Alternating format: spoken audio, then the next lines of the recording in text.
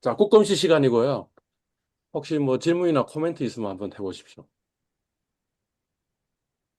그, 팀 프로젝트 관련해서 음, 질문 있는데, 음, 방식이 가장 최근에 아니, 김현준 학우님이 음, 보낸 것처럼 음, 제안을 텍스트식으로 그렇게 페이지마다 필요한 것을 넣어서 해야 하는지 아니면 저희가 처음에 했던 것처럼 PPT로 표현은 하되 음, 제안처럼 뭐 이 페이지에는 뭐가 들어갈 것입니다. 이렇게 음, 나와야 되는지 음. 헷갈려서 질문 드립니다. 그러니까 이제 그거는 이제 별로 안 중요해진 거죠.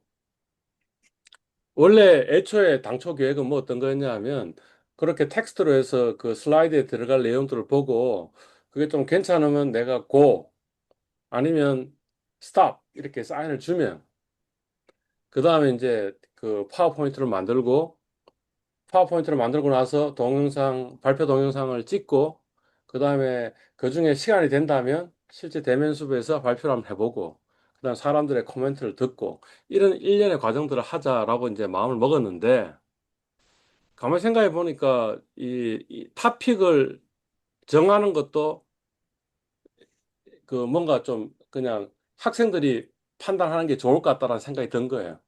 그러니까 결국에는 뭐냐 하면 이 토픽이 중요한가 중요하지 않은가 이런 판단을 좀 해야 되는데 어 사실 지금 학생들이 하고 있는 이 주제가 별로 그렇게 중요하지 않은 것들도 있는데 그러면 그거조차도 나중에 발표하고 나서 사람들의 코멘트에서 이 토픽이 중요한지 안 한지를 한번 음미하는 시간을 가지면서 아 이런 건 중요하고 이런 건 중요하지 않다라는 걸 판단하면 되겠다는 생각이 든 거죠. 그래서 이제는 사실 별 관계 없죠. 그냥 아예 처음부터 파워포인트 만들어도 상관없죠. 파워포인트 만든 걸 제안하더라도 상관없고, 아니면 텍스트로 해놓고, 그 다음에 파워포인트로 만들어도 상관없고, 여하튼 모든 스텝에서 이제 참, 제안하면 참 잘, 파워포인트 만들면 참 잘, 그 다음에 동영상 만들면 참 잘, 그 다음 발표하면 참 잘, 수정하면 참 잘, 이렇게 주기로 지금 약간 우리 규칙이 좀 수정된 거죠. 그죠? 그러니까 이제 주의할 거는 이런 거죠. 어, 파워포인트로 만들어서 그냥 올려도 그게 뭐냐면 제안하고 그다음에 뭐죠? 파워포인트 만드는 거게 같이 다 한 거잖아. 그러면 나는 뭘 받은 거냐면 참잘하고 참참잘을 동시에 받은 거니까 본인이 그걸 스스로 카운트하면 되겠다라는 거지. 제가 굳이 참잘 스티커를 주고 참참잘 스티커를 주지 않더라도. 음. 좀 헷갈리면 텍스트로 올려놓고 그다음에 PPT도 올리고 이렇게 하면 좀 그게 좀 더 덜 헷갈리겠죠. 그죠? 그러니까 그런 거 있는 거죠. 같은 맥락에서 이야기해 보자면 이런 거죠. 지금 우리가 그 인공지능과 다른 가장 큰 게 뭐냐 하면 인간은 판단을 할 줄 안다는 거지. 인공지능은 판단을 못 한다는 거지. 그러니까 우리 판단력이 굉장히 중요하고 판단력이 중요하다는 건 뭐냐면 중요한 거하고 중요하지 않은 것을 잘 가르는 능력이 굉장히 중요한 것 같은데 그지? 그러니까 이제 가령 이 우리 지금 하고 있는 팀 프로젝트에서도 마찬가지로 적용되겠죠. 내가 이 토픽, 그러니까 그래서 제가 그 발표 자료의 첫 번째 그 스토리 라인에 첫 번째 이 문장은 이 토픽이 왜 중요한가를 단적으로 보여주는 한 줄의 문장을 한번 적어보자라고 지금 이야기를 한 거죠. 음, 예, 그렇습니다. 조금 더 이야기하자면 학점은 별로 안 좋잖아. 이거지. 석진 씨가 관심 가지고 있는 게 지금 이제 팀 프로젝트인데 팀 프로젝트 이렇게 하는가 저렇게 하는가 관심 가지는 게 아니, 네, 좀 미안한데 그거보다 우리한테 훨씬 더 중요한 어떤 이슈들이 있을 거고 그러면 어쩌면 당장 그 해야 될 덜 중요한 일이 있고 아주 시간이 길지만 해야 될 정말 더 중요한 것들이 있는데 그걸 그 중요한 게 뭔지를 지금 우리가 구분하고 있지 못한 면이 없을까 이런 생각들을 좀 해봐야겠다라는 게 또 마지막 코멘트. 음.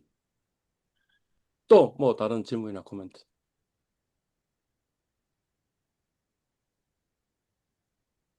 에헤이 제가 이렇게 얘기했잖아요. 만약 없으면 빨리 그냥 없다 하고 그다음 다음으로 넘어가야 된다고. 저는 없습니다. 석준 씨, 저도 없습니다. 네, 오케이. 그러면 이제 우리 진도로 나가겠습니다. 혹시 지난 시간에 내용 중에 중요하다고 생각하는 게 다시 또 내 지금 중요하다는 표현을 썼죠, 그죠? 예. 중요하다고 생각되는 게 뭐가 있었던 것 같아요. 혹시 언제 수업 말씀하시는 걸까요? 그것도 지난 시간에 한번 동영상으로. 이야기했죠. 뭐라고 얘기했냐면 지금 이 동영상은 사실 한참 뒤에 지금 우리가 시청할 거니까 지난 시간에 했다라는 말의 의미는 뭐냐면 요 동영상 기준으로 지난 시간에 했던 내용. 지난 시간에 뭐 어떤 거 했는지는 머릿속에 기억이 남나요? 아, 뭐 키워드라도 한번 이야기해 보자. 삼각 차이 거래. 삼각차이 그래. 또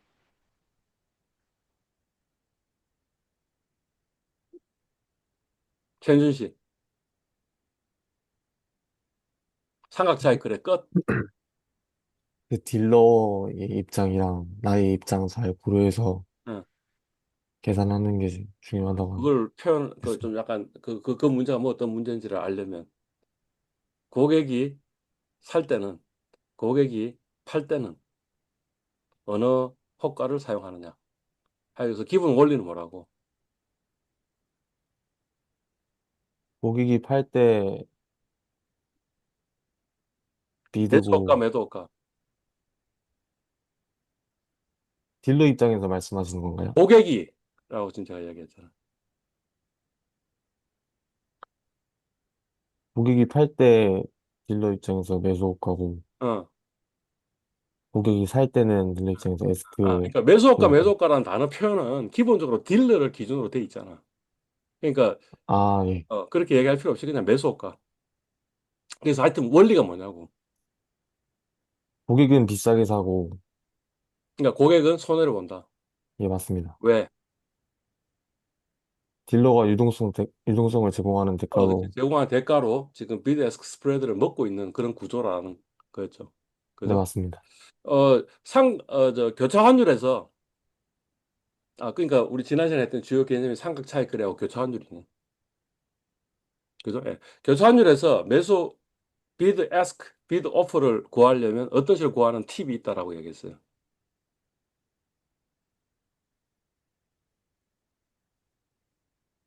실제로 플로우를 가지고 계산해서 금방 이야기했던 그 고객은 불리한 가격으로 매매한다라는 원리를 적용해 가지고 계산해 보면 그 환율이들이 나오는데 그렇지만 그런 거 신경 쓰지 말고 그냥 간단하게 딱 찍을 수 있는 방법이 있다고 했는데 그 원리가 뭐라고? 여하튼 가장 작은 숫자가 나오도록 만들면 그게 뭐라고? 비드이라고. 가장 큰 숫자가 나오도록 만들면 그게 뭐라고? 에스크라고. 그러니까 만약 곱한다면 비드를 구할 때는 그 비드 에스크 중에 어느 걸 쓴다고? 작은 숫자를 만들어야 되니까 비드를 쓴다고. 나눈다면 비드를 만약 만들려면 큰 숫자를 써야지 작은 숫자가 만들어질 거 아니야. 지금 이게 그냥 어 쉽게 지금 머릿속에 탁탁 들어와요. 그러면 이제 우리 지난 시간을 제대로 한 거고. 그게 아니고 약간은 좀 어렵게 생각되면 지금 우리 머릿속에 이게 이 지난 시간 내용이 지금 잘 안 돼 있는 거고. 어떤 것 같아요? 금방 들어와요? 지금 제 설명이. 리스폰스를 한, 보여달라니까. 어? 절반 정도 들어오는 것 같습니다. 뭔가 구조는 그러니까 이해하고 그 있는데, 말의 의미는 뭐냐 하면 아직까지 네. 이게 머릿속에 확 들어와 있는 상태는 아니라는 소리지. 그러니까 그 말은 달리 이야기하면 뭐가 지금 필요하다는 거예요. 다시 한번 연습하는 게 필요하다는 거죠. 음, 우리가 어떤 내용을 완벽하게 나의 것으로 만들려면 연습을 해보는 게 필요하니까 동영상을 다시 보는 건 별로 의미 없는 것 같고요. 제 생각에는. 그거보다는 뭘 하는 게 좋다고. 그런 비슷한 연습 문제를 만들어 가지고 연습 문제를 풀어보는 게 여러 번 반복해서 풀어보는 게 훨씬 더 효과적일 것이다. 라는 거죠. 예. 연습 문제를 반복해서 풀렸는데 연습 문제가 없잖아. 그지? 그럼 어떻게 하면 된다고? 연습 문제를 어떻게 만들면 된다고? 정답도 내가 알고 있어야 되잖아. AI한테. 그렇지. 생생히 애한테 유제 만들어줘. 하면 만들어준다니까. 그래서 그거 연습을 해보는 게 가장 효과적인 방법인 것 같다. 이런 겁니다. 오케이. 다시. 교차 환율의 비드는 가장 작은 숫자가 만들어도록 환율을 선택하면 된다. 그 다음에 ask는 가장 큰 숫자가 나오도록 계산하면 된다. 그 원리, 이유는 뭐야?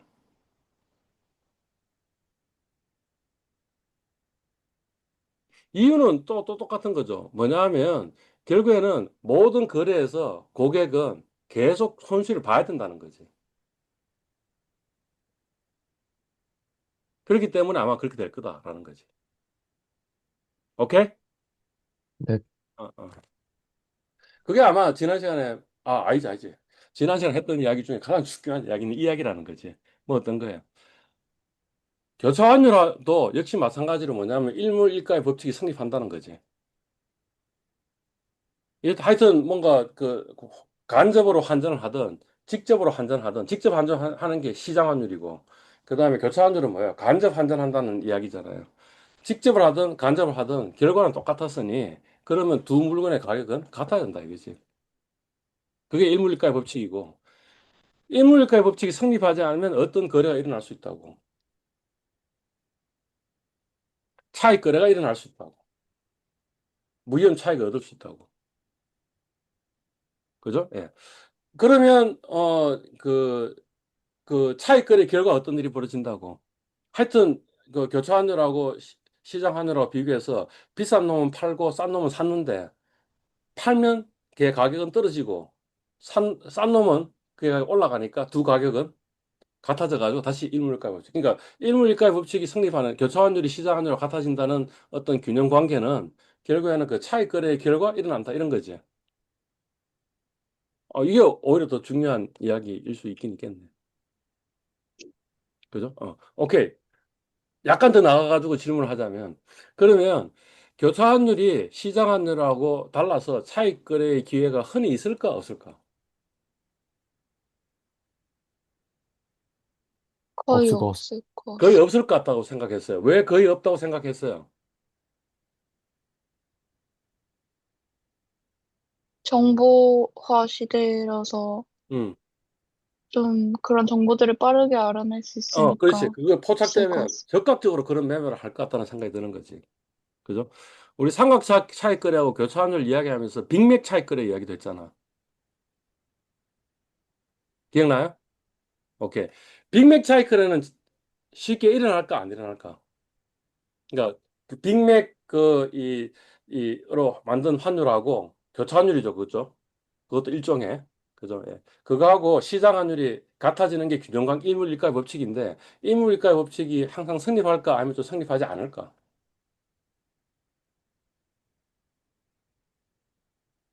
일문일가 법칙은 성립하지 않지만 규제 때문에 어려울 것 같습니다. 그러니까 왜 이게 잘 성립하지 않는 일들이 벌어질까?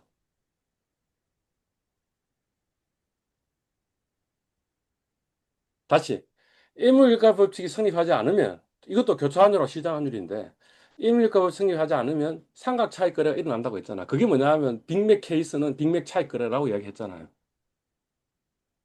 그죠? 예. 그러면 빅맥 차익 거래는 쉽게 일어날 수 있는가를 생각해 보면 되는 거죠.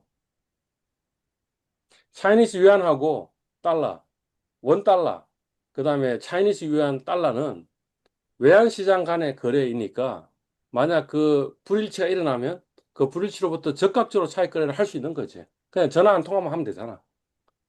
그지? 근데 만약 빅맥 차익 거래를 하려면 어떤 일들을 했어야 돼요?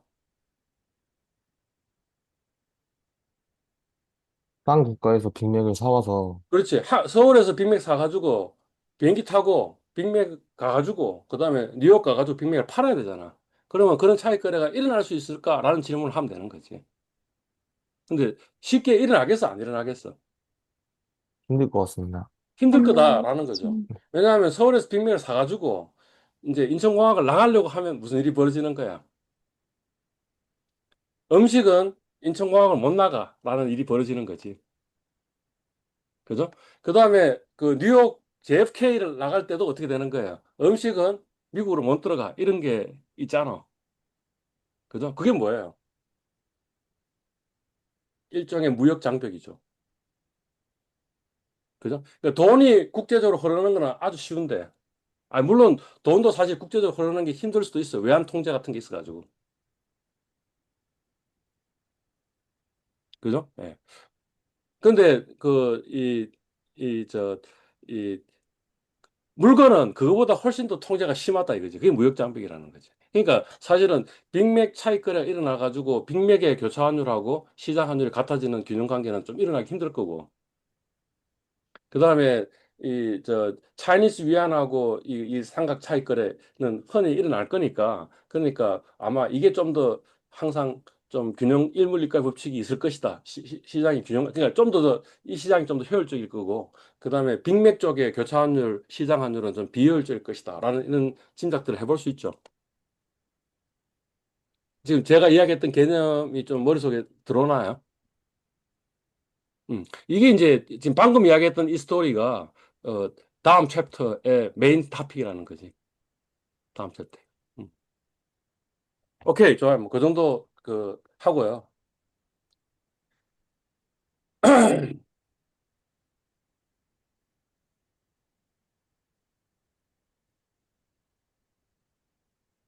제목이 보여지면서 이런 걸 했구나라는 게 이제 머릿속에 떠올라요. 그죠? 그리고 오늘 이거 할 차례인가? 선물 안 했죠? 빨리 예, 좀 안 반응해 했습니다. 달라니까. 했다, 안 했다 아니면 잘 모르겠다 이렇게 이야기해 달라니까. 오케이? 안 한 것 같습니다. 안 한 것 같지? 네. 오케이. 그래서 이제 선물한 시장 이야기를 하도록 하겠습니다. 뭐, 서두에도 이야기했지만, forward라는 이 영어 용어를, 한국말로 번역할 때 선도라고 이야기 번역하는데, 이게 한자가 뭐냐면, 먼저 선, 그 다음에 이 줄도, 이런 거란 말이지. 그러니까 먼저 준다는 거지. 근데 forward는 먼저 주는 게 아니고 나중에 주는 거지. 아, 아직 지금 정의를 이야기 안 했기 때문에 몰라요. 하여튼 나중에 주는 거예요. 돈을 나중에 주는 거야. 오케이? 그러면 forward는 선도라고 번역하지 말고 후도라고 번역하는 게 맞았을 것 같은데. 그죠? 근데 이제 이 선도라는 단어가 어디서 왔냐면 일본에서 왔다는 거지. 근데 일본에서는 선자라는 단어가 후라는 의미도, 나중에라는 의미도 있고, 실제 선도라는 거래를 일본에서 이 외국의 선도 거래가 있기 전에 이미 있었는데, 그때 그 선도라는 거래는 뭐냐면 나중에 물건을 준다는 거래였다는 거지. 그러니까 일본의 한자에서는 이 선이라는 단어가 나중에라는 뜻도 있기 때문에 문제가 없는데 한국에는 나중에라는 뜻이 없기 때문에 선도를 그냥 일본 걸 그대로 이렇게 가져온 거는 굉장히 잘못된 것이었다. 이런 이야기죠. 그러니까 우리 선배 교수님들이 굉장히 지금 잘못했다. 이런 거죠. 중국에서는 어떻게 번역했냐면 원기라고 번역했단 말이에요. 원기라고 번역하면 원이 뭘 원이잖아요. 그러니까 기는 뭐예요?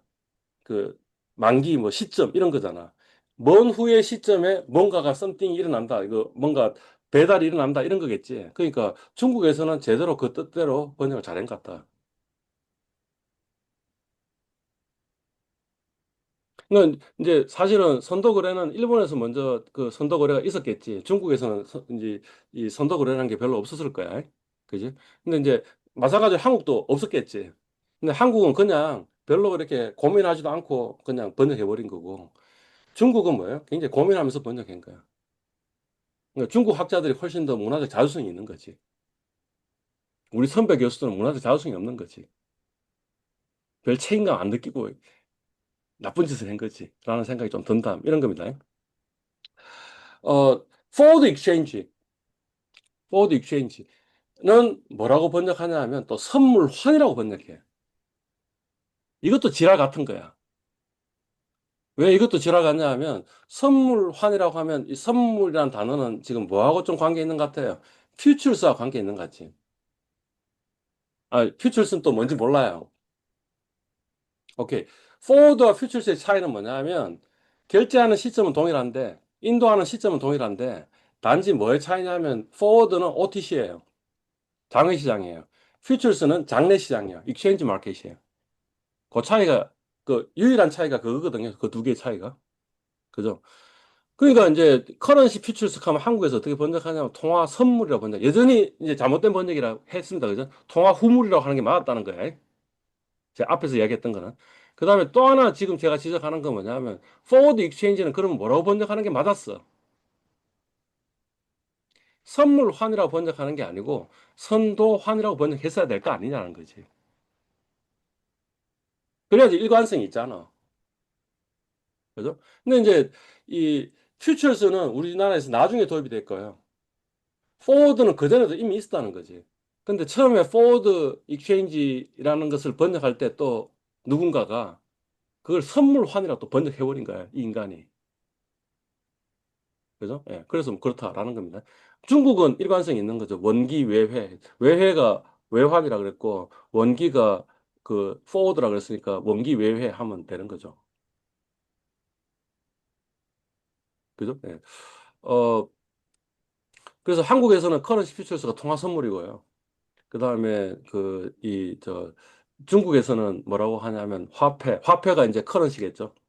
우리는 통화로 번역했고 중국에서는 화폐로 번역했는데 뭐 그렇게 해도 무방할지 안 할지는 잘 모르겠지만 하여튼 뭐 비슷한 뜻이다라고 생각하고 그 다음에 뭐라고 번역했어요? 지금 기화라고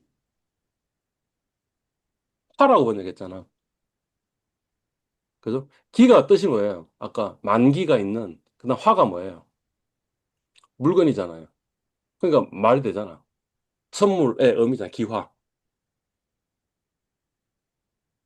그죠? 예. 그러니까 중국이 훨씬 더 잘 번역을 한 것 같고, 일단, 통화 선물도 별로 좋은 번역, 후물이라고 번역했어야 될 것 같고, 만약 번역한다면, 한국에서는. 일본에서는 선물을 해야 된다. 왜냐하면 선이란 뜻이 나중에란 뜻도 있으므로. 그죠? 예. 선물한 효과, 이런 것도 배울 거예요. 그 다음에 롱 포지션, 숏 포지션, 이런 것들도 배울 거고요. 그 다음에 마찬가지로 이제, 우리 앞에서 했던 게 스팟이니까, 현물환이니까, 그러면 이번에는 뭐가 되겠어요? 포워드에 대해서 크로스 레이트가 있어야겠죠. 그래서 교사 선물 환율에 대해서 배울 거고요. 선물 환율하고 현물 환율에 관계가 있겠죠. 그래서 선물 환율이 현물 환율보다 높으면 그걸 보고 뭐라 그런다고 프리미엄, 할증이라고 이야기하고 낮으면 디스카운트 할인이다라고 이렇게 얘기한다. 라는 걸 배우고요. 마지막으로 FX 수합, 외환 수합이라는 것을 배우게 될 것 같습니다. 자, 이게 이제 전체적인 개요고요. 그래서 선물한 호가를 한번 봅시다. 자, 방금 이야기한 겁니다. 자, 이제 드디어 선물환이라는 게 뭔지, 포워드, 선도 거래라는 게 뭔지를 이야기를 하는데, 선도 거래의 정의는 뭐냐? 오늘 계약을 체결하고 미래 결제하는 겁니다.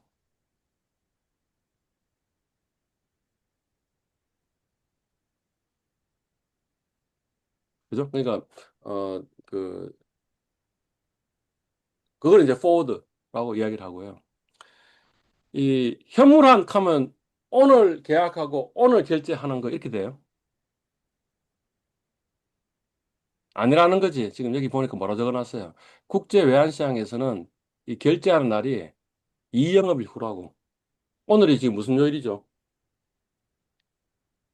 목요일입니다. 목요일입니다. 목요일이니까 그럼 이영업일 후면 언제예요?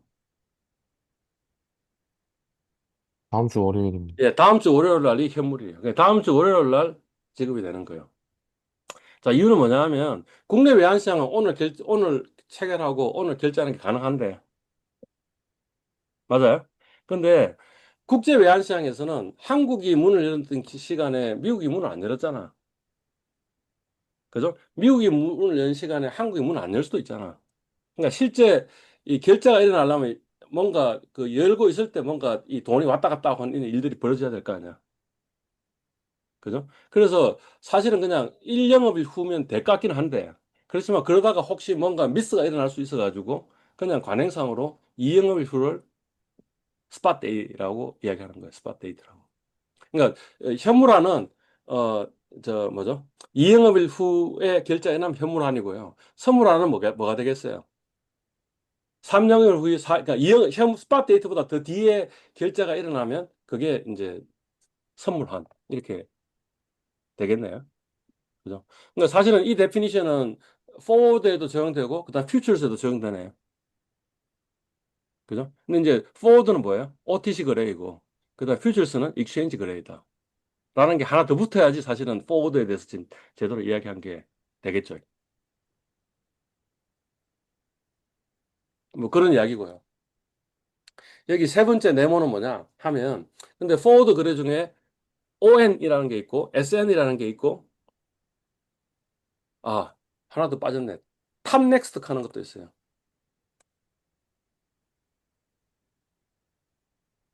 탐, 그 TN인데, TN, TN이 뭐냐면,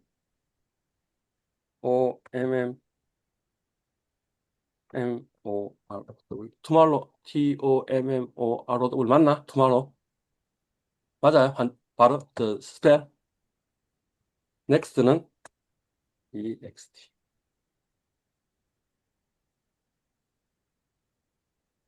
오케이. ON은 뭐냐면, 오브나잇이잖아. 그러니까 뭐냐면, 그 체결은 언제 돼요? 오늘 되고요. 그 다음에 결제는 언제 일어나요? 내일 일어나면 그걸 오브나잇이라고 이야기해요. 그죠? 스팟 넥스트는 뭐냐 하면,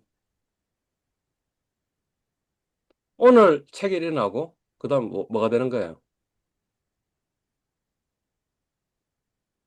오늘 체결되고, 그 다음에 스팟의 넥스트 날이니까 언제예요? 3영업일 후에 결제가 일어나면 스팟 넥스트. 이렇게 얘기해요. 그 다음에 탑 넥스트는 뭐냐 하면,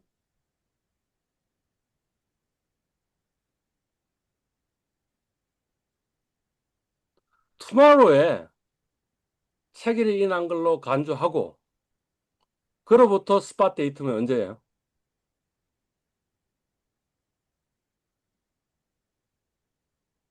2영업일 후니까 3영업일, 이해 갔어요, 지금? 스팟 넥스트는 스팟 데이트 다음 날 체결이라니까 아, 오늘 체결되고 3년을 후에 결제되는 거고, 요거는 뭐냐 하면 사실은 오늘 체결되고 그 다음에 잘 모르겠다. 지금 뭔가 헷갈렸어요, 저도. 자, 여하튼 뭐냐면 체결과 결제가 언제 일어나는지 ON하고 SN하고 TN이 있는데 약간 이상한 그런 거래고, 그 다음에 이거는 사실 포워드인지도 약간 헷갈리는 거래이죠. 왜냐하면 아까 지금 제가 뭐라 그랬어요? 포워드는 스팟 데이트 이후에 결제가 일어나면 포워드입니다 라고 얘기했잖아요. 그죠? 근데 ON은 뭐 어떤 거예요? 스팟 데이트보다 이전에 지금 결제가 일어나는 거잖아. 그러면 훨씬 더 스팟보다 더 짧게 뭔가 일어나는 거잖아. 제 말 무슨 말인지 이해 갔어요? 그죠? 근데 하여튼 이런 것들도 근데 포워드 일종으로 이야기를 하고 있고요. 그 다음 이제 그보다 일반적인 포워드는 여기 있는 이거예요. 음. 일주일, 이주일, 1개월, 3개월, 6개월, 12개월. 그럼 어떻게 돼요? 스팟 데이트로부터 일주일에 오늘부터 일주일이 아니고요. 오케이. 그러니까 오늘 만약 일주일 포워드를 매매했다면 그러면 언제 결제가 일어나는 거예요? 예? 다시 스팟 데이트는 언제라고? 오늘이 지금 무슨 요일이라고? 목요일. 어, 그러니까 그러면 스팟 데이트는 언제라고? 월요일. 그지? 월요일부터 일주일 후면 언제예요? 그 다음 주 다음 주 월요일. 월요일. 그지? 혹시 다음 주 월요일이 공휴일이면 화요일. 그 다음 영업일. 음. 오케이? 예. 그게 이제 그 포워드. 예, 만기 됩니다. 주로 많이 거래되고 있는 게 뭐냐 하면 일주일, 이주일, 1개월, 2개월, 3개월, 6개월, 12개월 이런 것들이 주로 거래되고요. 뭐 그거보다 훨씬 더 이제 장기인 것도 있는데 사실은 그거는 그렇게 거래하기보다는 아직 지금 설명 안 했지만 외환 수합이라는 걸 가지고 뭔가 거래하는 게 더 일반적이다. 오케이. 다음 넘어갑니다. 자, 이게 호가예요, 호가. 우리 앞에서 이미 그 호가에 원 만스 포워드, 쓰리 만스 포워드, 그 다음에 이 STI인데, S인데, 그죠? 그 다음 6 months forward 이렇게 돼 있는 거예요. 그럼 UK 파운드 옆에 적혀 있는 1.9717 이게 뭐냐 하면 스팟이에요. 현물아니에요. 현물아니고 그 다음에 1.9700 이게 뭐냐면 1개월 포워드, 그 다음 3개월 포워드, 6개월 포워드 이렇게 나와 있습니다. 지금 보니까 현물화는 1.9717이고 그 다음에 그 1.9593 6 months forward가 그렇게 적혀 있으니까 그러면 그 말은 무슨 말이에요? 6 months forward가 현물환보다 더 낮은 환율이네요. 오케이. 지금 in US라 달러로 적혀 있으니까 이거는 달러의 환율입니까? 아니면 파운드 환율입니까? 파운드. 파운드가 기준입니다.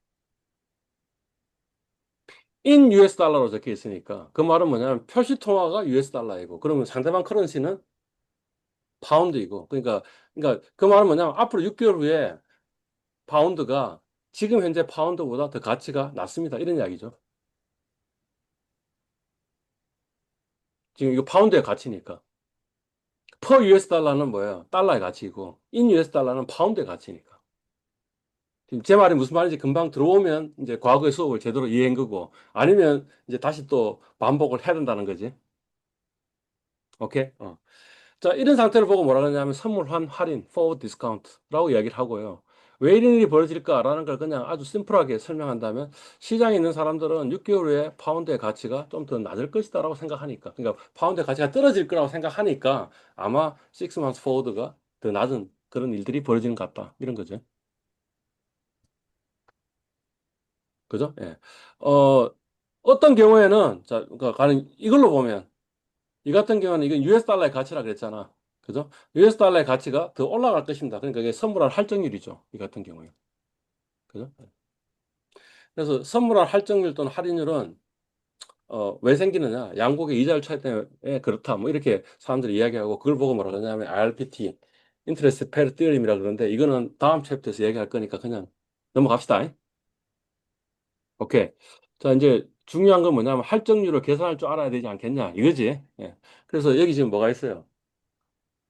달러 유로가 있네요. 달러 유로 현물환율 1.5. 그다음에 그 180일, 180일이니까 몇 개월이죠? 6개월입니다. 3개월. 6개월, 그지? 아니, 6개월. 1년이 360일이니까. 그지? 1.60이라고 한다는 거지. 자, 이건 달러의 가치예요, 유로의 가치예요. 유로의 가치입니다. 유로의 가치가 6개월 후에는 올라갈 것이다라고 얘기하고 있고 선물할 할증이고, 그죠? 그럼 180일 선물할 할증률을 어떻게 계산하느냐? 이렇게 계산한다라고 적혀 있네. 100, 저 6개월 선물환율 빼기 현물환율 나누기 현물환율.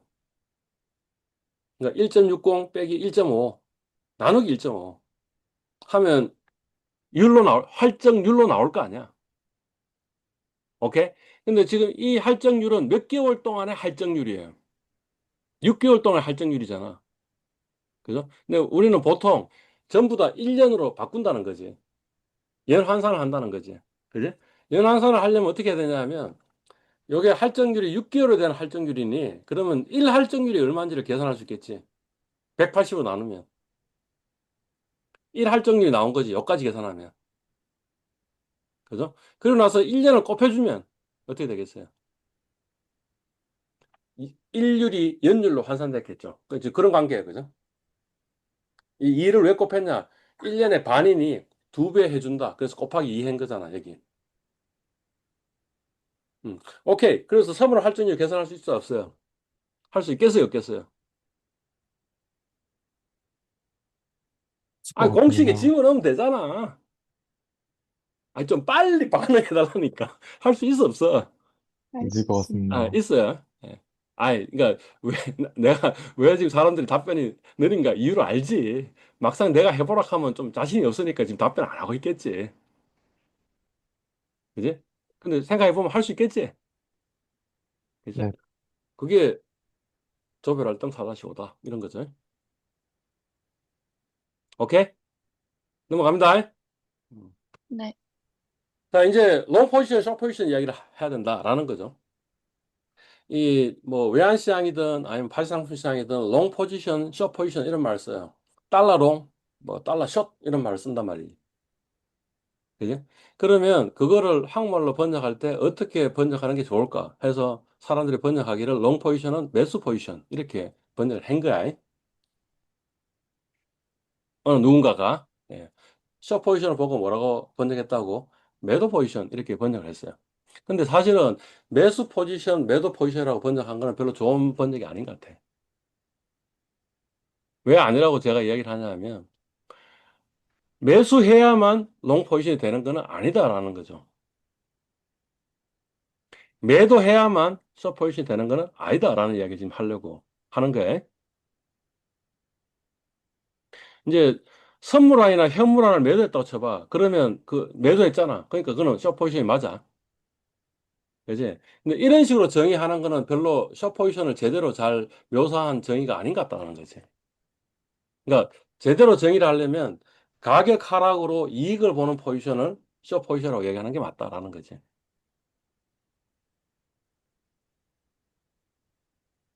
그래서 그 밑에 얘가 이런 거예요. 뭐 어떤 거냐면 수입업자가 외상으로 물건을 샀어요. 그러면 지금 수입업자가 그 한국 수입업자가 달러 숏이에요.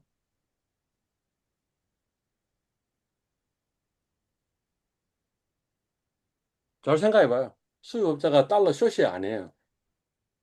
가격이 하락하면 돈을 벌 수 있어요, 없어요?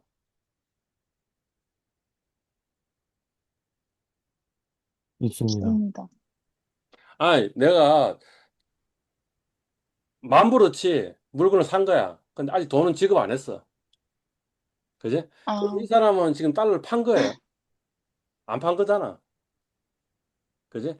그렇지만 앞으로 달러의 가치가 떨어지면 그러면 지급해야 될 원화 가치는 줄어드니까 돈을 버는 거잖아. 얘가 어요 그러니까 사실은 매도한 건 없지만 가격 하락으로 이익을 볼 수 있는 포지션이니까 수요업자가 외상으로 산 물건은 달러 숏이라는 거지. 그러니까 달러의 가치가 떨어지면 돈 벌 거라는 거지. 그죠? 심지어는 수입업자가 아예 사지도 않았어. 그렇지만 내가 수입업자는 계속 뭔가 사야 될 거 아니야. 그지? 그러면 그 사람은 기본적으로 뭐 어떤 포지션이에요? 달러 숏이에요. 이해 갔어요? 네. 어. 자, 그 선물화이나 현물화를 매수하였으면 롱이라고 이야기하는 거는 잘못된 데피니션이라는 거지. 그죠? 그게 아니고 이렇게 표현하는 게 더 낫겠다 이거지. 가격 상승으로 이익을 보는 포지션. 오케이, 똑같은 예네요. 그죠? 수출업자가 외상으로 물건을 팔았어. 그러면 이제 들어올 달러가 있잖아. 그지? 이 사람이 달러를 샀어, 안 샀어? 안 샀어, 지금. 그지? 그렇지만 뭐예요? 달러의 가치가 올라가면 만불 물건 팔았는데 만불에 환산되는 원화는 훨씬 더 커질 거 아니야. 달러 환율이 올라가면. 그죠? 그러니까 이 사람은 달러롱이야. 아무것도 사지도 않고 팔지도 않았는데. 그지? 뭐 그것도 그런데 사실은 뭐냐면 수출업자가 아직 팔지 않은 물건도 있지만 이 수출업자가 할 짓이 뭐야? 앞으로도 계속 물건 팔 거 아니야. 그지? 그럼 달러의 가치가 올라가면 올라갈수록 이 사람은 이익이 생기겠지. 그러면 이 수출업자는 달러 롱 포지션이라는 거지. 그죠? 그러니까 이 롱이라는 롱 포지션이라는 단어를 매수 포지션이라고 번역한 게 굉장히 잘못된 번역인 것 같다라는 것이 또. 음. 그럼에도 불구하고 아까 제가 선물은 후물이라고 번역하는 게 좋았을 거라고 대안이라고 제시하는데 이 같은 경우는 제가 매수 포지션이라고 번역하지 말고 이런 포지션을 해. 그러니까 달러 올라가면 돈 버는 포지션을 좀 줄여가지고 뭔가 이야기할 수 있는 게 있으면 좋겠는데 그게 없잖아. 그지? 그러니까 그 말은 뭐냐면 저도 적당한 대안도 없는 것 같다. 아니 사실은 선물도 후물이라 번역해서 제가 막 쓰잖아요. 그럼 사람들이 헷갈려 할 거야. 왜냐면 사람들은 이미 퓨처스는 뭐라고 생각하는 거야. 선물을 생각하잖아. 근데 갑자기 후물이라고 내가 단어 적어놓으면 그게 뭐야? 이래 나오겠지. 사람들이. 이거요? 자, 그림으로 표현해 보면 이렇게 표현하면 되는 거예요. X축에다가 가격을 놔둬놓고 Y축에다가 손익을 놔둬놓고 그죠? 그 다음에 뭐예요? 어, 지금은 뭐가 물건이에요? 뭐가 물건이에요? 파운드가 파운드가 물건입니다. 물건이겠죠. 그러니까 오른쪽으로 올라가면 파운드의 가치가 올라가고 왼쪽으로 가면 파운드 가치가 떨어지는데 그런데 손익을 계산해 보니까 손익이 우상해. 그러면 그게 뭐냐면 long position 이렇게 얘기하면 된다는 거지. 오케이? 그 다음에 없구나. 만약 이렇게 돼 있으면 무슨 포지션? 슛입니다. 저 포지션 이렇게 이야기하면 돼요. 우리 hedge라는 이야기를 하잖아. 그지? hedge라는 이야기가 뭐냐면 그런 거다라는 거지. 이 수입업자가 외상으로 물건을 샀어. 그지? 그러면 파운드의 가치가 올라가면 올라갈수록 돈을 벌고요. 파운드의 가치가 떨어지면 떨어질수록 돈을 잃는 구조니까, 이런 구조니까 스팟 숏에 해당되지 않냐 이거지. 근데 그 사람이 포워드 롱을 하면 요 숏한 가고 롱한 가고 서로 상쇄되잖아. 그러니까 결국에는 포지션이 어떻게 돼요? 이렇게 되겠죠. 그죠? 그걸 보고 뭐라냐? 스퀘어 포지션. 스퀘어. SQUARE. 그리고 뭐 한국말로 번역할 때는 청산 포지션 이렇게 얘기하는데 그것도 나는 별로 좋은 번역이 아니긴 아닌 것 같아. 스퀘어 포지션 하는 게 뭐냐면 파운드의 가치가 올라가든 떨어지든 상관없이 그냥 나의 손익은 그냥 일정하면 그걸 스퀘어 포지션 이렇게 정의하는 게 더 낫겠죠. 하여튼 뭐 그렇습니다. 그게 했지 지금 달러 숏인 사람이 저 파운드 숏인 사람이 파운드 롱 포워드를 해가지고 했지했다 이런 거죠. 그죠? 자, 이제 FX 수합 이야기를 하도록 하겠습니다. 수합이라는 단어를 사전에 찾아보면 뭐라고 적혀 있냐면 맞바꾸기 이렇게 적혀 있습니다. 맞바꾸기. 그러니까 우리가 저 뭐지? 중고나라인가? 아닌데. 당근마켓인가? 당근마켓 맞나? 중고품을 내가 팔고 그다음 돈 받잖아. 사실 그것도 네. 맞바꾸기라고 하는데 보통 그런 건 맞바꾸기를 안 하잖아. 그냥 거래라고 얘기하잖아. 우리가 보통 이야기할 때, 하나는 돈이고, 하나는 물건이면, 그거는 그냥 팔았다, 샀다, 이렇게 이야기하지. 맞바꾸기라는 표현을 안 써.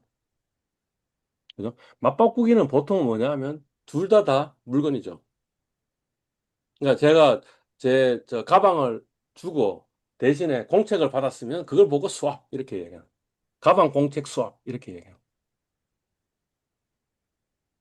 그죠? 예. 근데 이 파생상품 시장이나 아니면 외환시장에서 수합이라는 표현을 쓰면 사실은 주로 그 현금 흐름이 그러니까 이제 그러니까 현금 흐름이든 아니면 물건 흐름이든 이 흐름이 두 번 이상 발생해야지 사실은 수합 이렇게 이야기를 한다는 거지. 그죠? 그래서 대표적인 그 수합이 뭐냐면 사실 이자율 수합인데 이자율 수합은 두 번 초과해서 반복적인 현금 흐름이 발생해요. 이를테면 5년마다 매년마다 이자 그 양이자 뭐 고정이자와 변동이자의 이자율에 근거해 가지고 이자가 이렇게 맞바꾸는 거를 1년 후에, 2년 후에, 3년 후에, 4년 후에, 5년 후에 하는 거 그런 거고 이자율 수합이라 그러는데 그러면 캐시플로우가 여러 번 일어났잖아. 그죠? 그런 걸 보고 수합 이렇게 이야기해요. FX 수합은 그거보다는 약간 좀 약간 이제 차이가 있는데 이거는 그냥 딱 두 번 일어나요. 딱 두 번. 캐시플로우가. 음. 오케이. 은행과 외환시장에서는 FX 수합이 비중이 56%예요. 그 우리 앞에서 이야기했던 포워드 있죠. 이거를 달리 표현할 때 outright forward, 선물한 이렇게 이야기하는데 왜 단순이라고 얘기했냐면 현금 흐름이 한 바퀴 발생 안 하니까. 그거는 11%에 불과해요. 자, 56% 더하기 11% 하면 100% 나와요?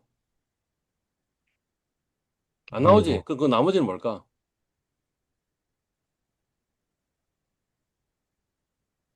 현물화입니다. 현물화. 그러니까 현물화 거래가 100 빼기 56 빼기 11이야. 그럼 얼마지? 100 빼기 56 빼기 11. 33. 그 말은 뭐냐면 현물안의 비중이 외환수의 비중보다 더 적다는 거예요. 그죠?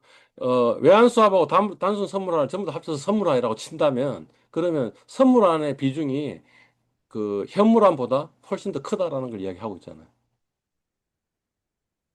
이유가 있을까? 이유가. 예.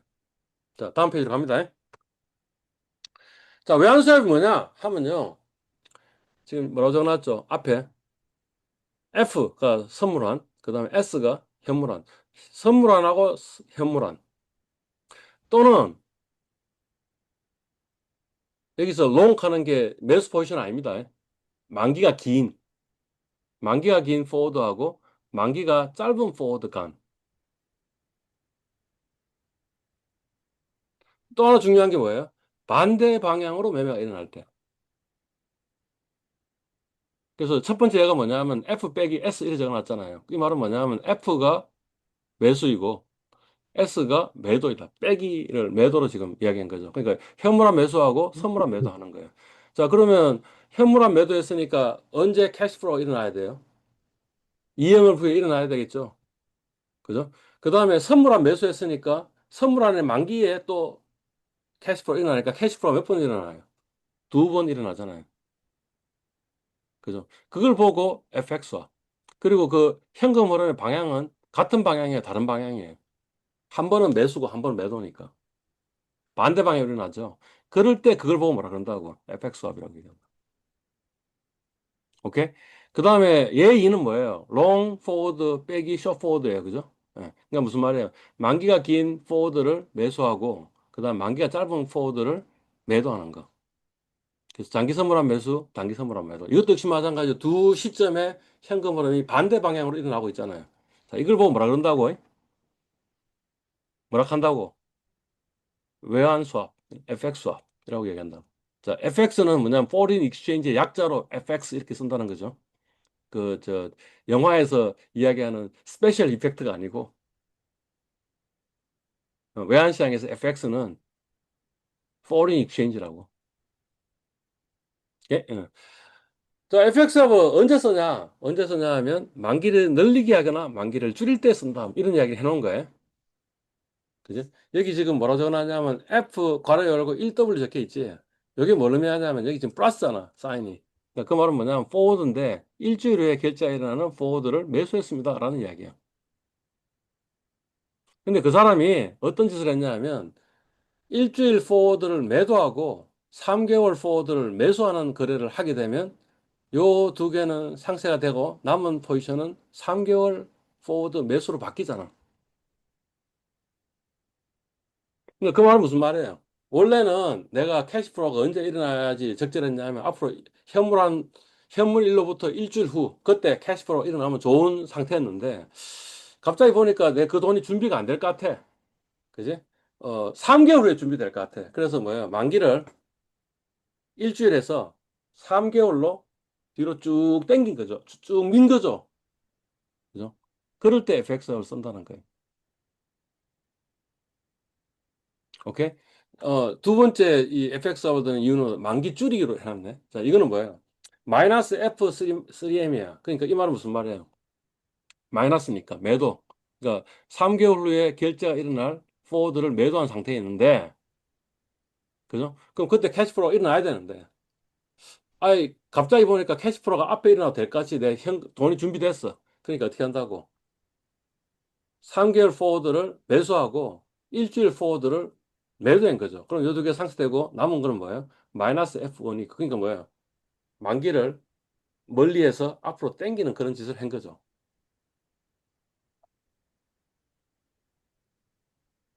오케이? 이럴 때 FX 합이 상당히 유용한 것 같다. 이런 거죠. 실제 현실은 이런 거잖아. 3개월 후에 수입 대금을 결제해야 된다라고 생각했는데 갑자기 내 돈이 생겼어. 그래서 일주일 후에 결제가 되게 됐어. 그럼 어떻게 하면 되겠어요? 이 만기 줄이기 하는 게, 만기 땡기기 하는 게 맞잖아. 그죠? 그 다음에 또 뭐예요? 일주일 후에 수출 대금 결제하기로 했는데, 아니, 갑자기 돈이 없어. 그래가지고 3개월로 뒤로 미루고 싶은 생각도 들잖아. 그러니까 그때는 만기 늘리기 하는 게 맞잖아. 얘기지. 됐나요? 예. 그러니까 사실은 흔히 일어날 수 있는 어떤 짓이고, 그런 짓을 할 때는 FX 하는 게 더 나을 것 같다는 거지. 아니, 물론 이렇게 할 수도 있잖아요. 요 두 개를 다 뗄 수 있잖아. 그래서 F1W 빼기 F1W 더하기 F3만 세도 똑같은 일이 벌어지는데, 그렇지만 보통 어떻게 한다고? 요 페어로 그냥 묶어가지고 완샷을 해버린다라는 이야기죠. 음. 우리 아까 이야기할 때 보니까, 포워드 코테이션 한 걸 보니까, 흔히 코테이션 되는 게 일주일, 이주일, 1개월, 2개월, 3개월, 6개월, 이런 식으로 된다라고 이야기 앞에 보니까 호가표가 그렇게 나와 있잖아요. 그죠? 그러니까 이게 뭐냐면 표준적인 포워드의 만기예요. 그러니까 실제 이 오퍼레이션 할 때 어떻게 오퍼레이션 하느냐 하면, 내가 1개월, 5일 후에 뭔가 결제가 일어나야 되는 물건이 있다 하더라도 그냥 뭐로 해지한다는 거예요. 1개월 포워드로 해지한다는 거예요. 1개월 포워드로 해지해 놓고 그때 근처 가서 어떻게 되는 거예요? 스팟이 될 것을 5일을 뒤로 미루면 되겠죠.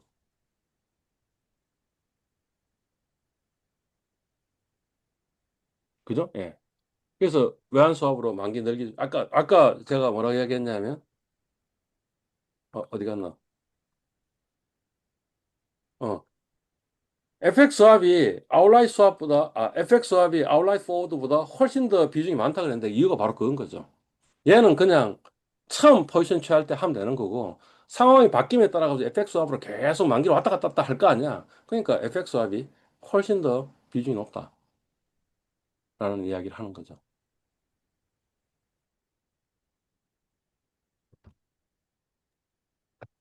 그러니까 외환시장이 사실 FX가 굉장히 중요한 것 같다, 이런 이야기입니다. 그래서 FX화 이야기했고요. 마지막 컨셉이 뭐냐면 커런시 익스체인지 ETF네요. 커런시 ETF.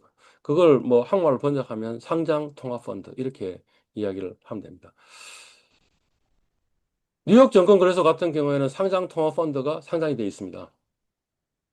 우리가 ETF 하는 거 알잖아요. 그거는 상장 지수 펀드 이렇게 번역하잖아요. 그죠? 그러니까 상장되어서 주식처럼 거래할 수 있는 인덱스 펀드를 ETF 보통 이렇게 이야기하잖아요. 그죠? 예. 근데 마찬가지로 그냥 뭔가 벤치마크만 있으면 되잖아. 그러니 이번에는 뭐냐면 외화를 뭔가 할 수 있는 ETF를 만들면 되지 않겠냐. 그게 뭐냐면 상장 통화 펀드 이런. 근데 이제 미국 투자자들은 뭐예요? 외국 통화에 대해서도 뭔가 이 투자를 할 수 있는 걸 만든 거죠. 그래서 이를테면 유로 ETF 하는 게 있는데, 유로 ETF 같은 경우에는 이 한 주를 내가 샀다는 말은 뭐냐 하면 100유로를 샀다라는 말하고 또 동일한 효과를 내도록 이렇게 되어 있습니다. 어떤 ETF가 상장이 있나, NIS에 오스트리안 달러도 있고요. 그다음 브리티시 파운드 스털링도 있고요. 그다음 카나디안 달러도 있고요. 멕시칸 페소도 있고요. 스위디시 크로나도 있고요. 그다음에 스위스 프랑도 있고. 음. 영국 파운드라는 말은 들어봤지만, GBP라는 말은 들어봤지만, 그러니까 GBP가 Great Britain 파운드 아니겠어요? 그죠? 근데 여기 또 뭐 희한한 단어가 하나 붙었네. 스털링이란 말이 붙었네. 그죠? 그러니까 영국 파운드의 또 다른 이름이 뭐냐면 스털링이라고 불러서 브리티시 파운드 스털링, whatever, 뭐예. 유로도 있고요. AD도 있고요. BP도 있고요. CD도 있고요. MP도 있고요. SF도 있고요. SK도 있고요. SF도 있다, 이런 이야기지. 그죠? 예. 뭐 좋은 시도인 것 같아요. 왜냐하면 우리가 주식, 채권처럼 통화도 하나의 자산군이라고 볼 수 있으니까. 한국에도 이런 게 있었으면 좋겠는데 한국에도 이런 게 있다, 이런 거죠. 예. 코덱스 미국 달러 선물이라는 게 있다. 코덱스 미국 달러 선물 인버스. 그러니까 이 달러의 가치가 올라가면 손해를 보고, 달러의 가치가 떨어지면 오히려 이익을 보는 그런 것도 있고요. 타이거 미국 달러 선물도 있고요. 타이거 유로 선물 ETF도 있고요. 그다음에 코덱스 중국 위안 선물도 있고요. 코덱스 일본 yen 선물도 있어요. 등등등 있으니까 우리가 이제 달러의 가치, 아니면 뭐죠? 유로의 가치, 그다음 중국 위안화의 가치, 일본 엔화의 가치가 올라갈 거냐 떨어지냐까지 투자할 수 있는 수단들이 있는 것 같다. 그죠? 근데 이제 또 하나 관심 있게 볼 게 뭐냐면, 여기 지금 이름에 다 뭐가 붙었어요. 여기 선물이라는 단어가 붙어 있네. 그죠? 그 말은 뭐예요? 이거는 미국 달러에 투자하는 같은 그런 효과를 내는데, 뭐에 투자해서? 통화 선물에 투자해서, 이런 거죠. 음. 자, 중국에는 상장통합펀드가 없는 것 같아요. 그래서 중국 투자자들은 외화에 보유하는 그런 효과를 가지는 ETF를 하는 거는 아직까지 아닌 것 같다. 아니, 저 연변대 학생들은 숙제를 내주니까 아무도 답을 못 하더라고. 그래서 없는 듯 이렇게 적는 거예요. 그러고 나서 중국에 커런시 익스체인지 트레이드 펀드가 있습니까? 라고 이제 또 생생 AI한테 물어보니까 답을 잘 못 하더라고. 그래서 아마 없는 것 같은데 혹시 모르죠. 그리고 갑자기 내년에는 새로 생길 수도 있겠죠. 그래서 없는 듯 이렇게 하겠습니다. 이제 2장 끝났네요. 아, 4장입니까? 3장입니까? 5장입니까? 외환시장 끝났네요. 그죠? 예. 그래서 이 챕터에서 중요한 용어가 뭐냐면 브로커하고 딜러. 특히 외환시장에서는 FX 브로커, FX 딜러라는 게 있는데 그 차이가 뭔지를 알아야겠다. 이런 거고요. 그 다음에 현물환, 선물환, 그 다음에 통화선물. 이게 어떤 차이가 있는지를 알아야겠다라는 거고요. 비드, ask 또는 offer라는 게 있으니까 이게 어떤 차이고 그 두 개의 차이를 구해가지고 그걸 뭐라 그러냐면 bid ask spread 하는데 이거 어떻게 구할 수 있는지 알아야 될 것 같고. 그 다음에 교차환율. 교차환율이 시장 환율과 다를 때 뭐가 일어날 수 있다고? 삼각 차익거래가 일어날 수 있다. 환율이 어느 통화의 가치가 올라가면 그 통화의 롱이고 올라가면 이익이 보면 올라가면 손해를 보면 숏이다. 그다음에 FX swap이라는 게 있을 거예요. 그죠? 예. forward rate이 spot rate보다 높으면 forward premium, 낮으면 forward discount 이런 게 용어인 것 같다.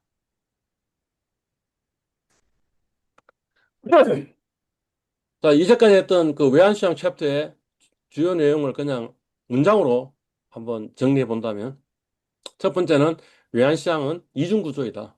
그래서 도매시장과 소매시장으로 나눠지는 것 같다. 그리고 여기에 플레이어로 FX 딜러와 FX 브로커가 있는 것 같다.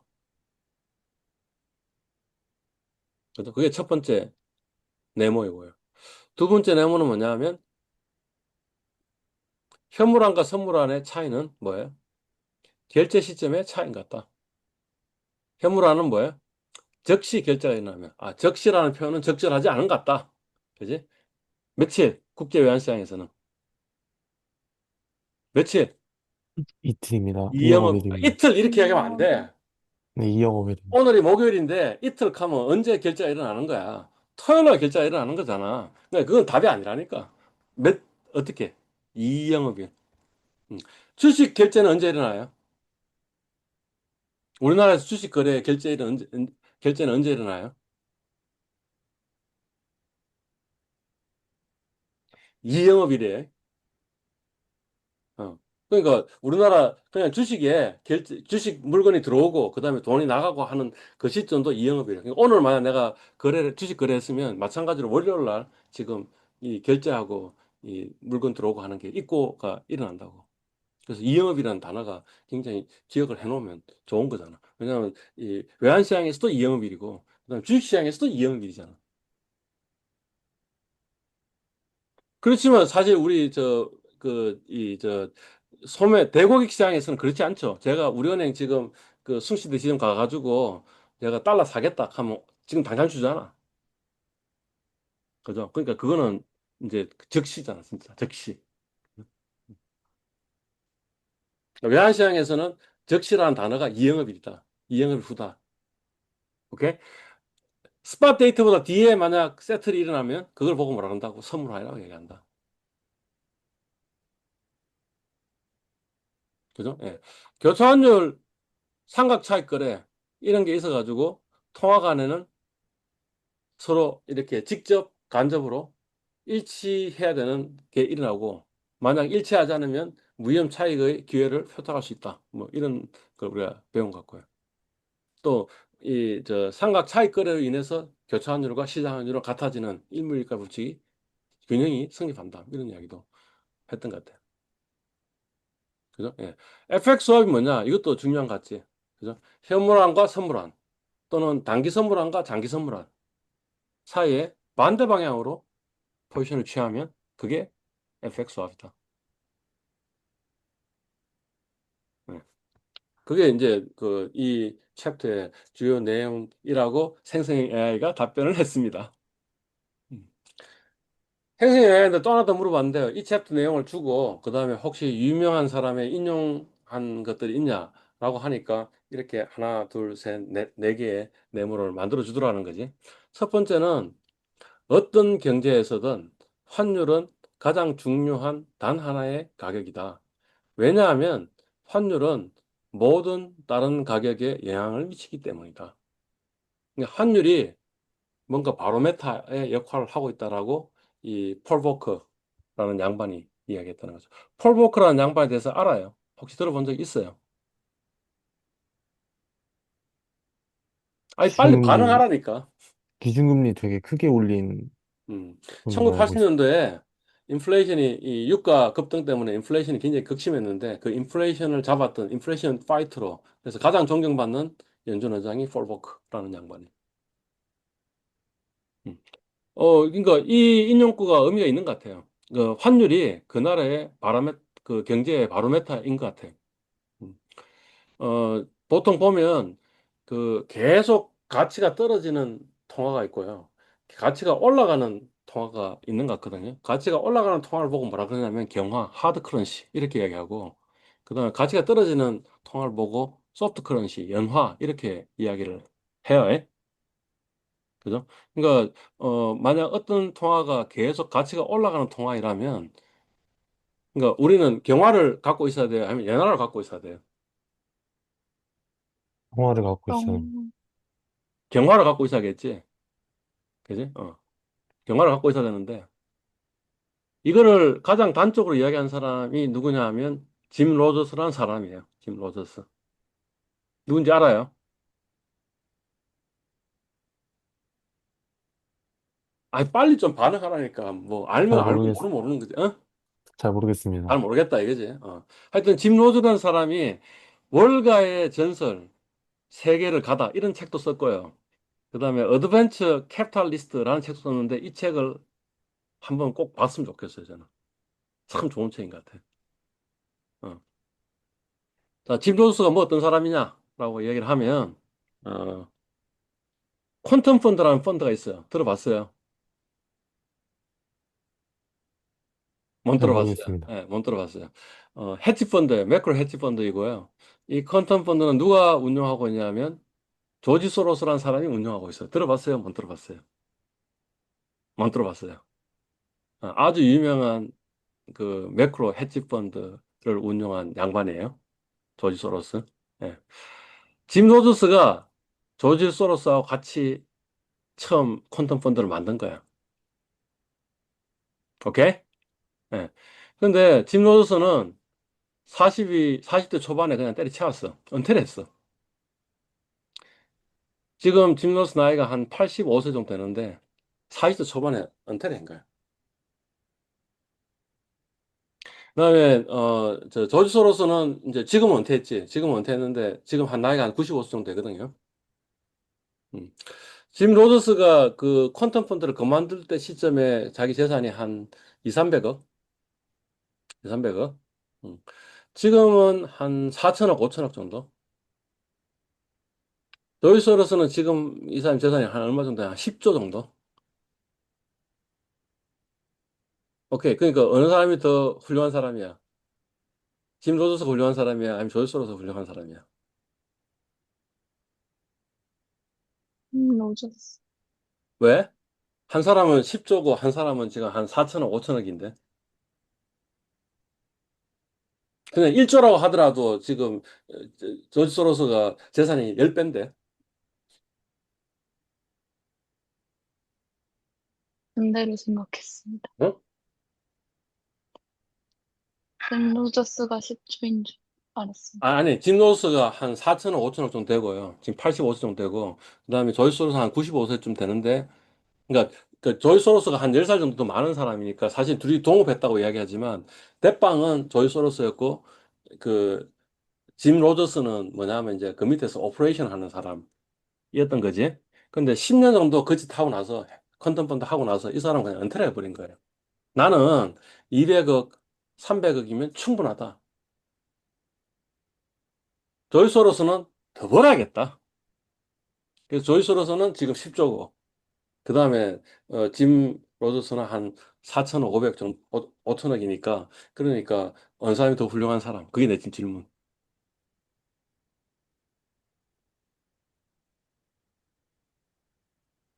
짐 로스가 더 훌륭한 것 같아. 음. 왜 더 훌륭하다고 이야기하냐면 내가 10조를 갖고 있던 5천을 갖고 있던 차이가 있을까? 그러니까 100억은 내 돈이 맞는 것 같아. 근데 1,000억이 넘어가면 그건 내 돈이 아닌 것 같아. 아무리 생각해도. 그죠? 그러니까 사실은 뭐 이 사람이 저 사람이랑 별반 차이가 없는 거지. 뭐 그런 것도 있고요. 짐 로저스가 왜 40대 초반에 했냐면 자기 인생에 이제 편안함을 이제 하기 위해서 그 이제 은퇴한 면도 있는데 그보다는 같이 일하다 보니까 조지 소로스가 별로 그렇게 훌륭한 사람이 아니고 나쁜 놈이다라는 생각이 좀 든 거야. 음.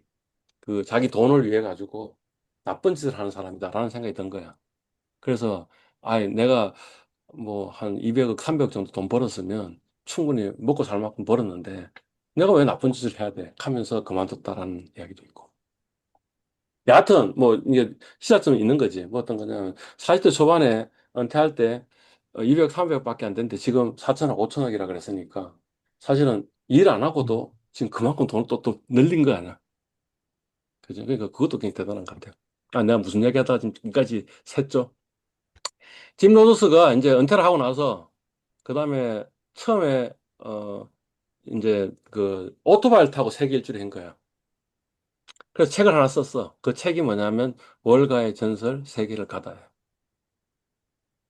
그다음에 10년 지나고 나서 다시 또 그 세계 일주를 했어. 이번에는 좀 약간 더 늙었으니까 이 저 차로 세계 일주를 한 거야. 그리고 만들어진 책이 뭐냐면 어드벤처 캐피탈리스트예요. 그래서 이 책을 보면 뭐 어떤 이야기가 나오냐면 어느 나라 국경이 있는 거지.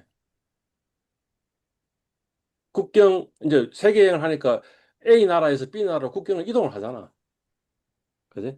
이동을 할 때 자기가 발견할 수 있는 사실이 있다는 거지. 그 발견한 사실이 뭐냐? 지금 여기 있는 경화 연화 이야기라는 거지. 가령 이를테면 러시아에서 중국의 국경을 넘어갈 때 자기가 발견한 게 두 가지인데 한 가지는 뭐냐 하면 중국 사람이 러시아에 넘어가지 않고 러시아 사람들이 중국에 넘어가더라는 거지. 두 번째는 뭐냐 하면 러시아 사람들이 중국에서 이제 뭐 월급을 받을 거 아니야. 근데 그 월급 받은 거를 러시아 루블로 안 갖고 있더라는 거지. 뭐로 갖고 있다는 거예요. 미안하다. 위안화로 계속 갖고 있더라는 거죠. 그 말의 의미는 뭐예요? 뭐가 연하고 뭐가 경화라는 이야기예요. 미안하가 위안화가 경화고, 경화이고요.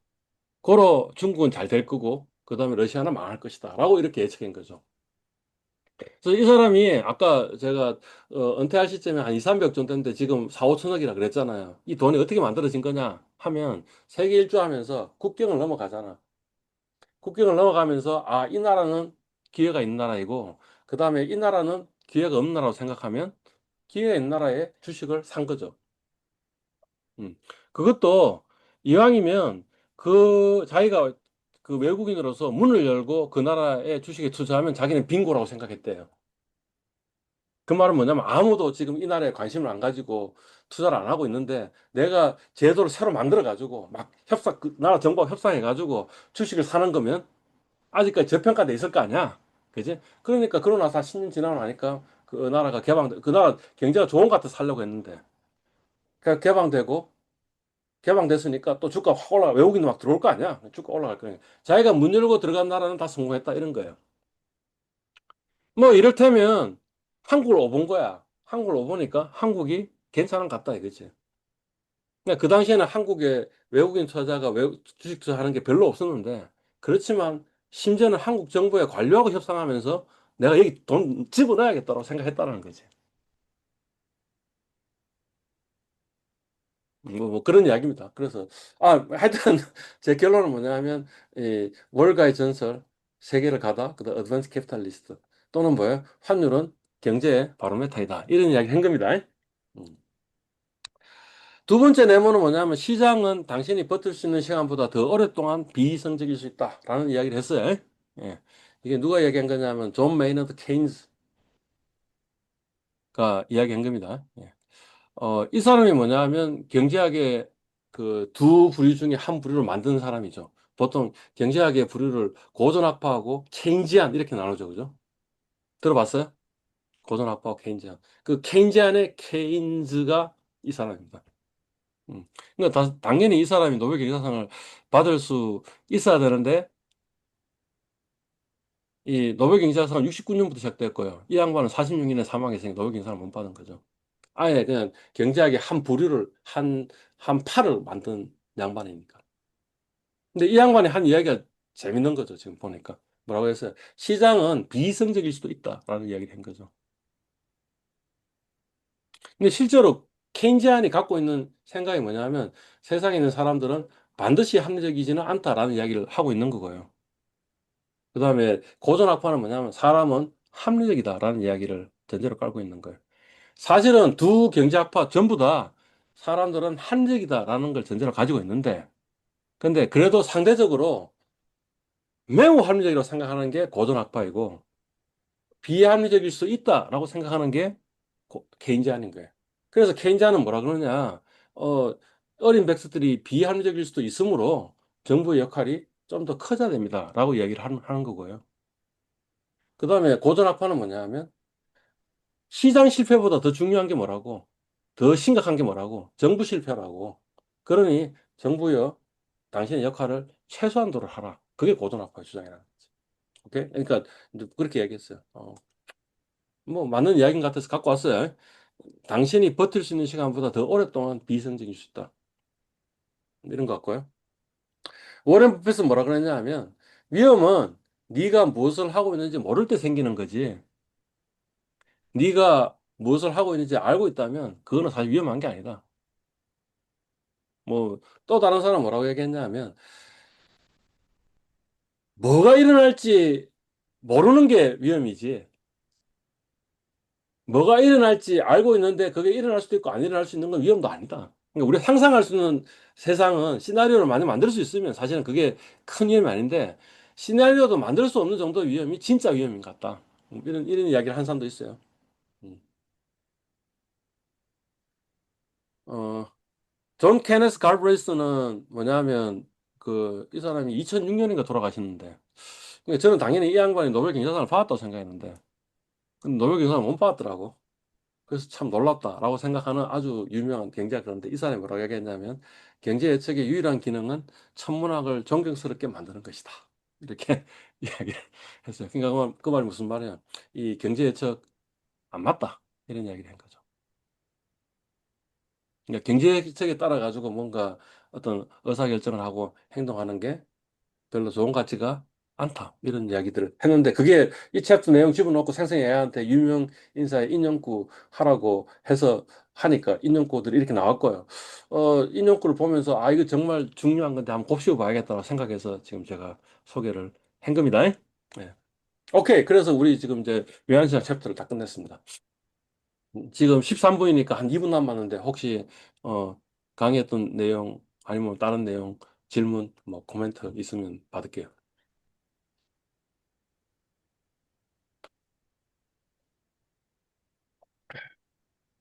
강의에 대한 내용은 아닌데, 음. 교수님 그 연변대에서 또 강의하시잖아요. 음. 근데 개인적인 생각으로, 음. 최근 한 23년 정도, 23년부터 한 지금까지 음. 그 한국에서 이제 주식 투자를 새로 시작하는 사람들이 꽤 많이 늘어났다고 생각을 하는데, 음. 지금 중국 학생들은 좀 어떻게 주식 투자를 많이 하는 것 같은지 음. 좀 궁금합니다. 첫 번째 코멘트는 분위기가. 23년부터 지금까지 주식투자 인구가 늘어난 것보다는 20년부터 23년 사이에 주식투자 인구 늘어난 게 훨씬 더 크다. 아, 최근에는 주식투자에 관심이 좀 줄어드는 것 같다. 왜냐 하면 사람들이 코인 투자에 더 관심을 가지는 것 같다. 아, 어, 별로 좋은 현상이 아닌 것 같다. 그게 첫 번째 코멘트고요. 두 번째 코멘트는 중국 학생들이 주식투자에 별로 관심이 없는 것 같다. 그러니까 그 성시대 금융학부 학생들이 주식투자에 대해서 관심 가지고 있는 거에 비해 가지고 이 저 이 연변대 중의합작 금융학과 학생들이 주식 투자에 관심을 가지고 있는 관심의 정도는 훨씬 더 낮은 것 같다. 음. 그게 혹시, 그래서 이제 네. 내가 강의를 해보면 강의를 하기가 너무 힘들다. 그러니까 내가 뭔가 좀 경험을 통해 가지고 이 대략 개념을 갖고 있는데 무슨 이야기를 하면 아 그게 그런 거지라고 하면서 받아들일 수 있잖아요. 순수 금융학 학생들은 그게 되는데 연변대 학생들은 그게 잘 안 되는 것 같다. 근데 이제 사실 그 연변대 학생이든 성시대 금융학 학생이 주식 투자에서 관심을 안 가도 되느냐? 그런 것 같지는 않다. 어. 한국에서 있는 여러 가지 문제들이 중국에서 똑같이 일어나는 것 같다. 중국도 역시 마찬가지로 고령화 문제가 지금 심각한 것 같고요. 지난 30년 동안의 고성장보다는 훨씬 더 저성장을 할 것 같고요. 그러니까 뭔가 이 문제 이 우리 돈의 문제를 해결하는 방법은 주식사밖에 별로 답이 없는 것 같은데라는 생각은 드는 거죠. 음. 아까 질문하려고 했는데 제가 중간에 끊은 것 같은데.